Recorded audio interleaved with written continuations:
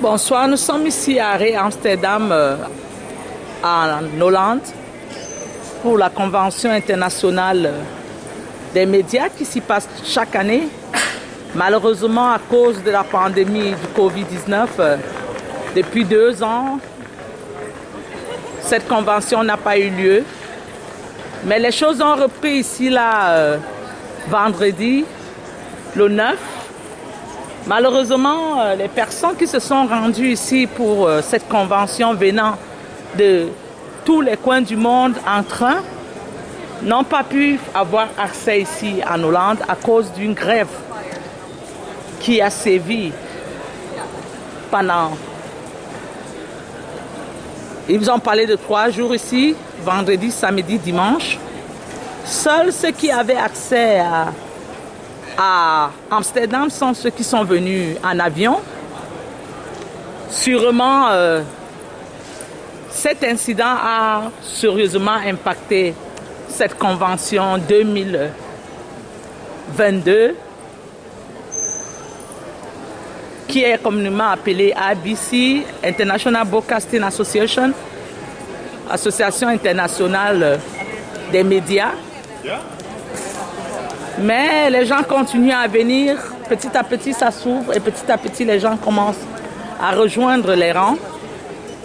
Nous allons comme chaque année vous faire voir ce qui se passe ici. Et nous commençons avec l'enregistrement qui est en haut et la cellule de renseignement. Nous allons donc monter avec vous pour voir un tout petit peu ce qui se passe ici.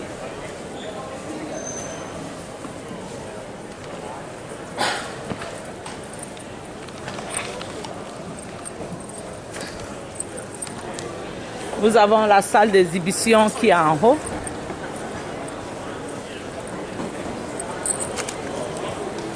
Nous avons la salle d'exhibition qui est en haut. Hello. Mon Afrique est présente une fois de plus à cet événement inédit. Membre partenaire du Broadcast International Association. Nous sommes ici à Amsterdam, qui est l'un des gigantesques quartiers des médias, de la technologie et du divertissement. Comme j'aime bien souvent appeler, un quartier de Hollywood ici aux Pays-Bas et précisément à Amsterdam. Il nous faut pratiquement, s'il faut faire visiter tous ces départements-ci, 1 mois, parce que, comme d'habitude, on l'a toujours dit, Amsterdam, c'est un gigantesque quartier de plusieurs compartiments, immeubles, qui regorge un panoplie. Vous les voyez en technologie, toutes ces nouveautés. C'est chaque année qu'on voit du nouveau ici.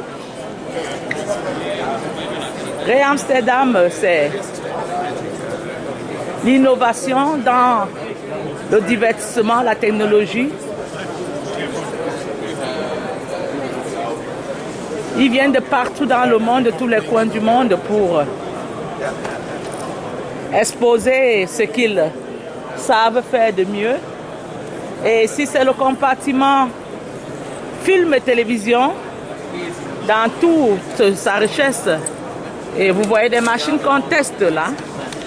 Ces machines très souvent sont faites pour des grandes chaînes de télévision et des tournages de films. Et chaque année que vous venez ici à Amsterdam, vous découvrez quelque chose de nouveau. Parce que le monde de la technologie, ça avance, ça crée chaque année. Cette année encore, on va essayer de faire un peu le tour. Il y a pratiquement 4 à 5 compartiments ici. Le compartiment présentation des appareils. Le compartiment film, théâtre. Vous avez le compartiment conférence que nous allons rejoindre après celui-ci. Vous voyez ces appareils-là.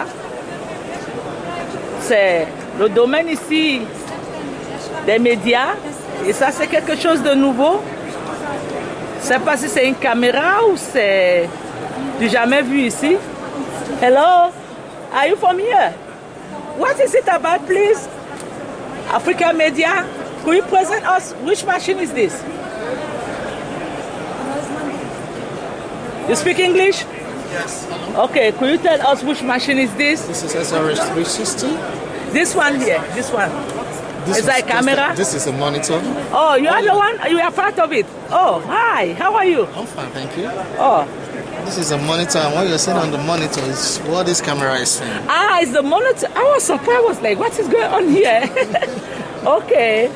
Because I know the monitor always see like that, so you have now the big size of the monitor. Yeah. So tell us a little bit about your company. This is Ama TV from Washington, D.C. Okay. What is it about here? Yeah, what we do is we sell cameras and lights and grips. So this is SRS 360. You know, and this moving 360 axis.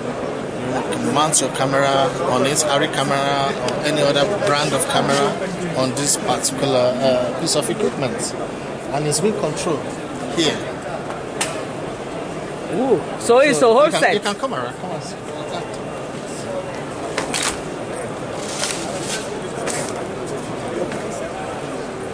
Oh, so you have to get a studio if you have to get all this camera because it's like it's a whole set. You don't actually need to get a studio. You can use this on set, on film location sets. You know, you can use it in the studio setting, but mainly for film productions. Wow. So it means you have to get this Yes. equipment to operate. Yes. At the same time. Exactly. So this one does what exactly? This is the controller for this head. This is a head that carries the camera. And this is the controller for it. Wow. And that one is showing you the view. That is just a monitor for the director to see what is being filmed from here. Wow. So where are you guys? The operator also has his own monitor. You can see the small monitor here. The operator sees the monitor, the director sees the monitor. Wonderful. So where is the base? Where is the company based? Munich, Germany. Oh, you're coming from Germany? Yeah. Ah, okay. And how did somebody can get if you want to get to, I'll give you a contact, then you contact us. Okay, what is your name? My name is John. John? You South Africa. Which country are you I'm from Nigeria. Oh, Nigeria, my people. I'm from Cameroon. Oh, that's But John is not a Nigerian name. What is your family name? My family name is Aduloju. Aduloju. Yeah. Which part is that? It's from Yoruba? Ekiti, Yoruba, yeah. Oh, that is good.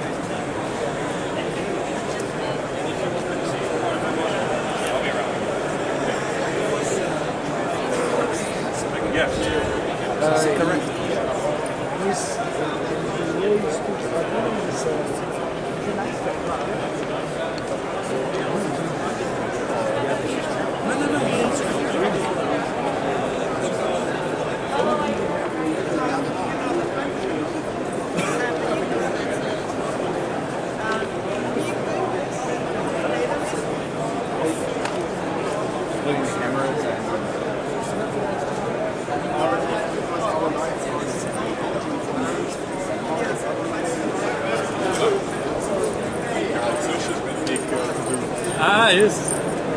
Legal. Pega os anos de partij publiek. Nou, hier is 4 maanden geleden is hij nog de zaal is half vol. Sorry, not expensive.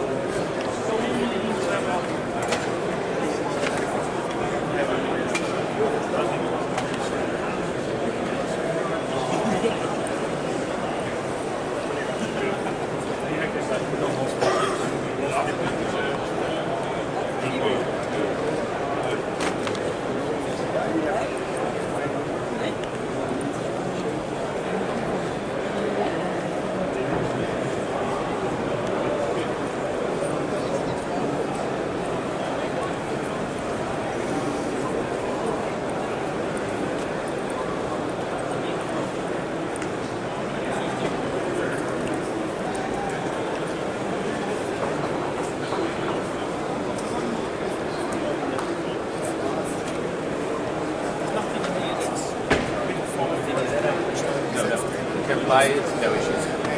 Nothing. It's a kit carrying, running. Have fun.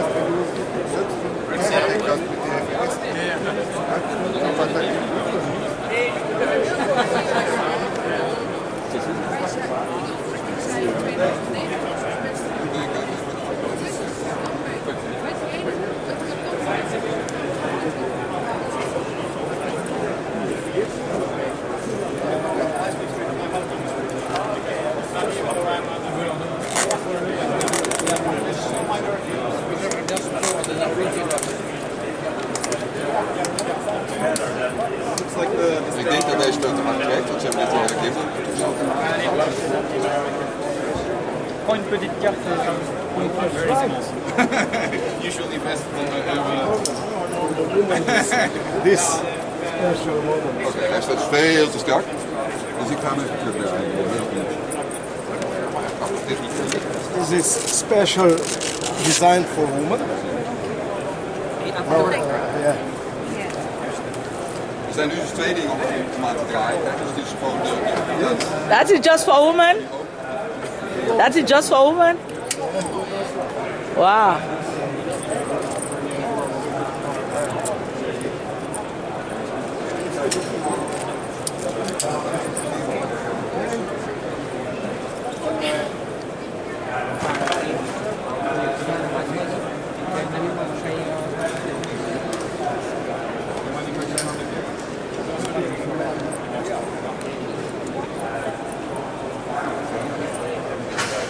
Camera go to the 2 to 7. Oh.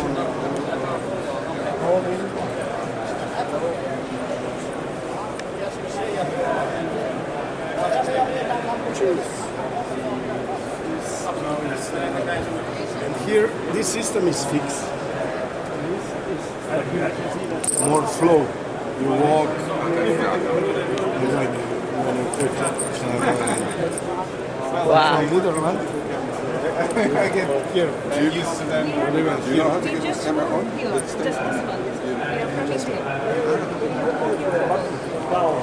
Work. Film work.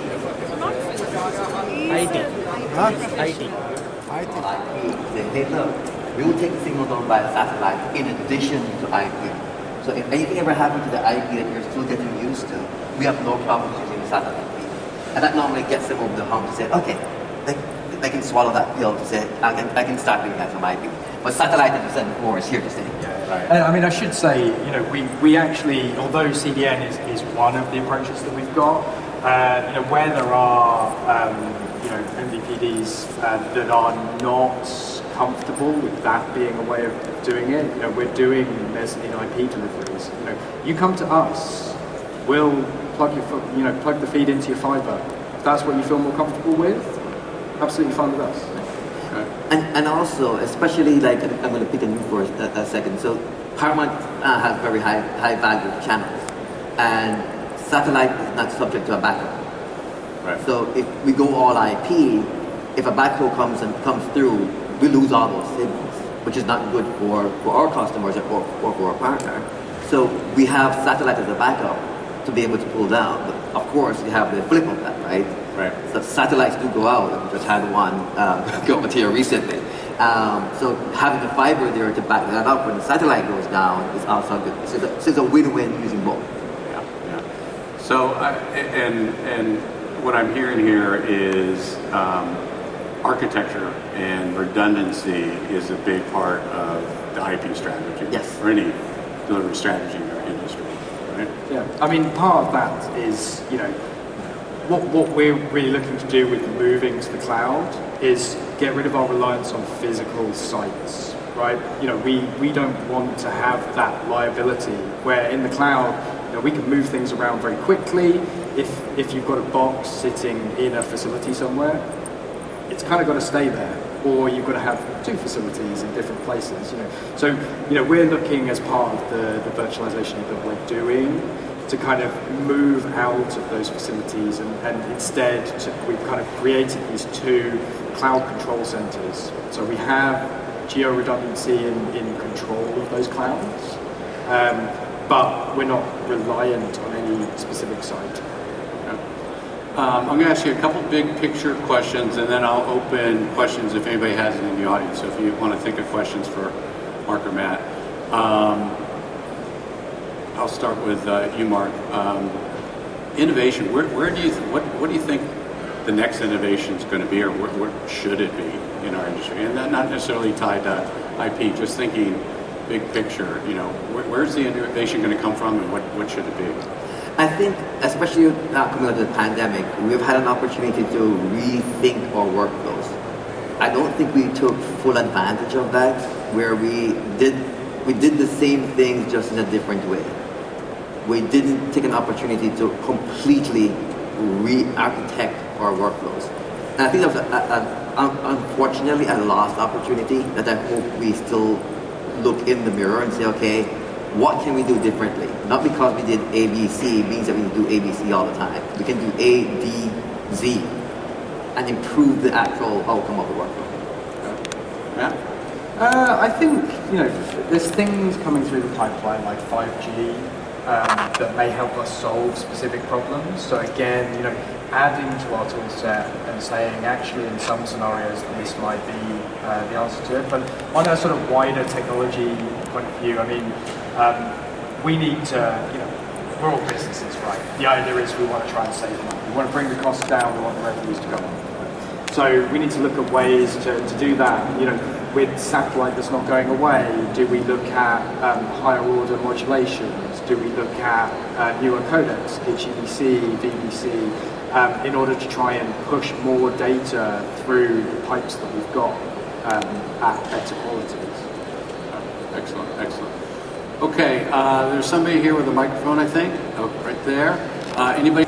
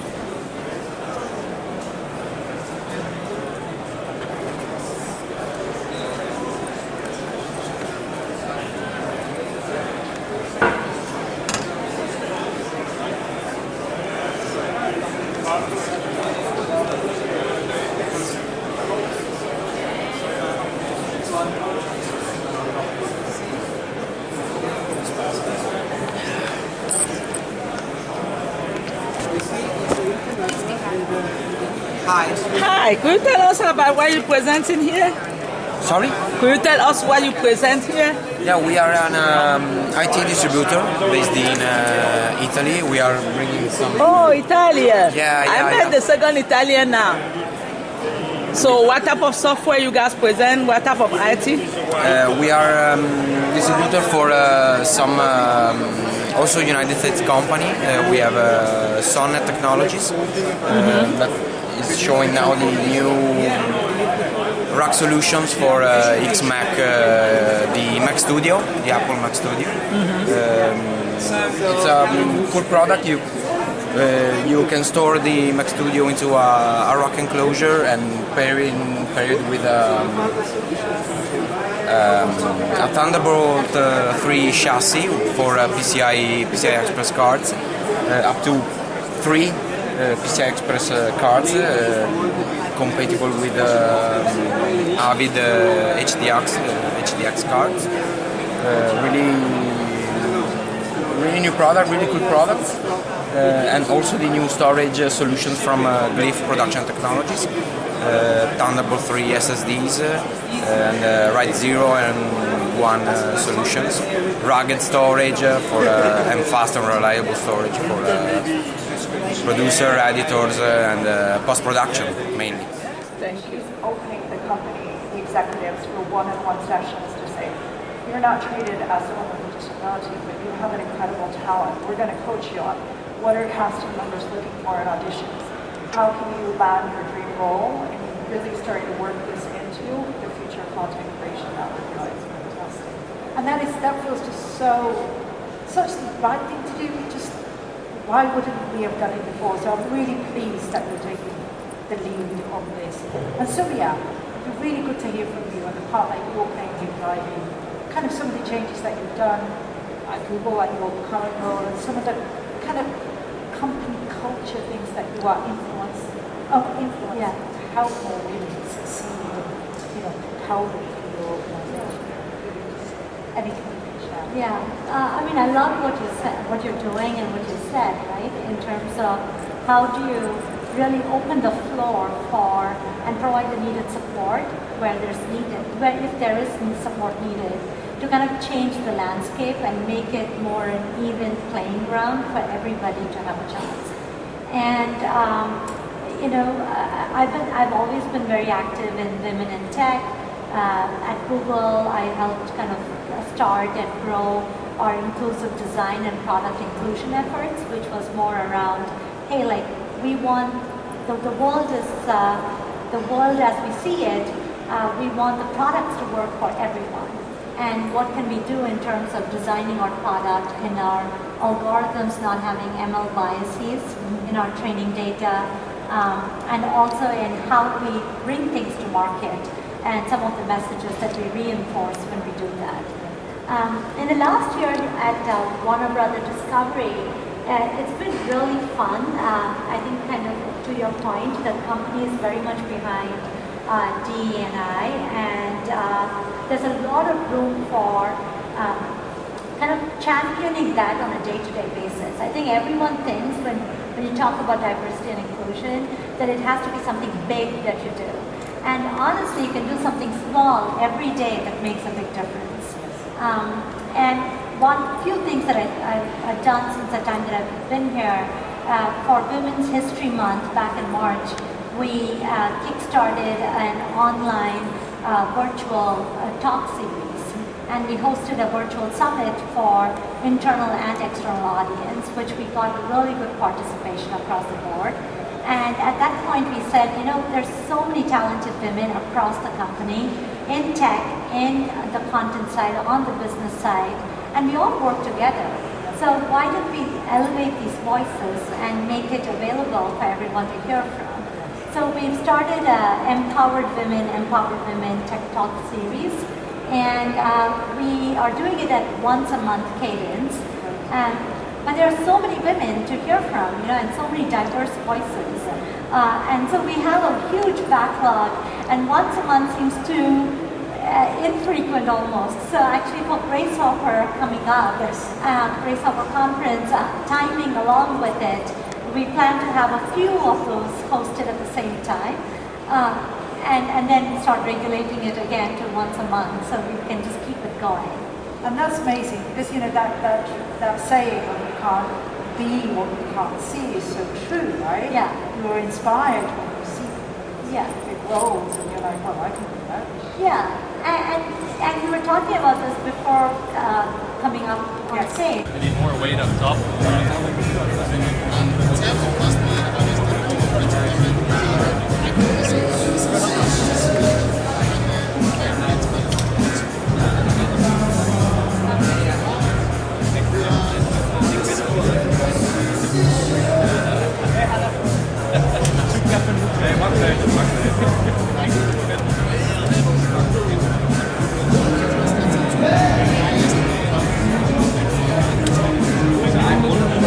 Best